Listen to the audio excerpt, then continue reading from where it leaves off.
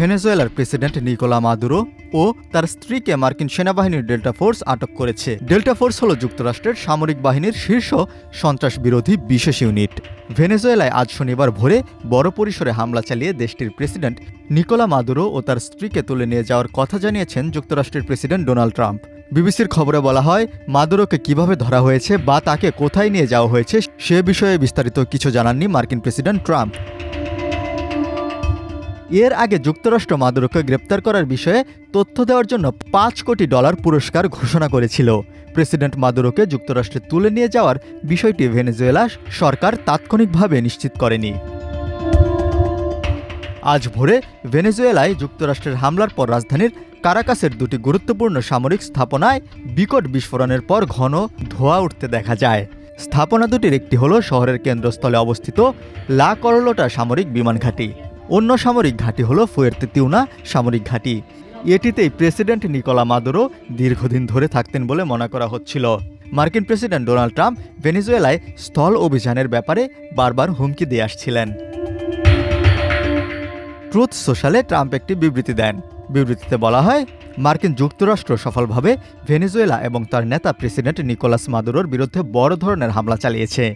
Maduro ও তার স্ত্রীকে আটক করে দেশটির বাইরে নিয়ে আসা হয়েছে। এই অপারেশনটি মার্কিন আইন প্রয়োগকারী সংস্থা যৌথভাবে সম্পন্ন করেছে। বিস্তারিত তথ্য পরবর্তীতে জানানো হবে। এ বিষয়ে আজ বেলা 11টায় মার-এ-লাগোতে একটি সংবাদ সম্মেলন অনুষ্ঠিত হবে। বিষয়টি গুরুত্ব সহকারে দেখার জন্য আপনাদের ধন্যবাদ। ভেনেজুয়েলার প্রেসিডেন্ট নিকোলা মাদুরোর অভিযোগ, ভেনেজুয়েলার বিপুল তেল সম্পদের দখল পেতেই ট্রাম্প প্রশাসন সরকার পরিবর্তনের চেষ্টা করছে। মাদুরোর উপর চাপ বাড়ানোর কৌশল অংশ হিসেবে ট্রাম্প গত মাসে ভেনেজুয়েলার জলসীমায় প্রবেশ বা সেখান থেকে বের হওয়ার সব নিষেধাজ্ঞাভুক্ত জাহাজ আটকে দেওয়ার ঘোষণা দেন। এদিকে মার্কিন কর্মকর্তারা সিবিএস নিউজকে জানিয়েছে, ভেনেজুয়েলার ভেতরে সামরিক স্থাপনাসহ বিভিন্ন স্থানে হামলা নির্দেশ দিয়েছেন প্রেসিডেন্ট ডোনাল্ড ট্রাম্প। শনিবার ভোরে প্রেসিডেন্ট নিকোলাস মাদুরোর সরকারের বিরুদ্ধে অভিযান আরও জোরদার করার অংশ হিসেবেই এই পদক্ষেপ নেওয়া হয়েছে। সংবাদ মাধ্যম বিবিসি জানায়, ভেনেজুয়েলার প্রেসিডেন্ট জাতীয় জরুরি অবস্থা ঘোষণা করেছেন এবং বলেছেন এসব হামলা যুক্তরাষ্ট্রের পক্ষ থেকে তার দেশের তেল ও খনিজ সম্পদ দখলের চেষ্টা। 3 জানুয়ারি ভোরের দিকে এক বিবৃতিতে ভেনেজুয়েলার সরকার যুক্তরাষ্ট্রের হামলার নিন্দা জানিয়েছে। সরকার বলছে এটি একটি গুরুত্বপূর্ণ সামরিক আগ্রাসন যা তারা আন্তর্জাতিক সম্প্রদায়ের কাছে তুলে ধরছে। বিবৃতিতে জানানো হয়, রাজধানী কারাকাস সহ মিরান্ডা, আরাগুয়া ও লা গুয়াইরা অঙ্গরাজ্যের বেসামরিক ও সামরিক স্থাপনায় হামলা চালানো হয়েছে।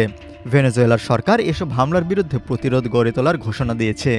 এছাড়া এই সাম্রাজ্যবাদী আগ্রাসন মোকাবেলায় পুরো দেশকে ঐক্যবদ্ধ ও সক্রিয় হওয়ার আহ্বান জানানো হয়েছে সরকারি বিবৃতিতে। একই সঙ্গে জরুরি ভিত্তিতে জাতিসংঘ নিরাপত্তা পরিষদের বৈঠক আহ্বানের দাবি জানানো হয়েছে।